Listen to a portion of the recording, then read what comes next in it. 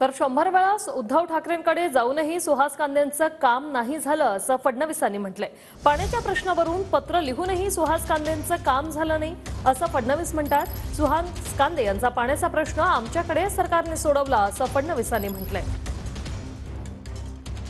ते ज्यावेळेस पाण्याकरता आले होते त्यांनी मला सांगितलं, देवेंद्रजी मी 100 वेळा उद्धवजींकडे गेलो आणि सांगितलं की मनमाडची नगरपालिका ही गरीब नगरपालिका आहे, 90 कोटी रुपये भरायचे आहे, ते आम्ही भरू शकत नाही, आम्हाला लोकवर्गणी माफ करा आणि ते पैसे राज्य सरकारच्या वतीनं खास बाब म्हणून द्या।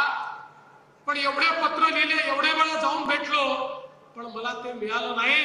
मी म्हटलं सुहासजी चिंता करू नका, आता शिंदे साहेबांच्या नेतृत्वात तुमचं सरकार आलंय आणि एका झटक्यात आम्ही त्या ठिकाणी ते पैसे मंजूर केले आणि म्हणून मी त्यांचं अभिनंदन करतो।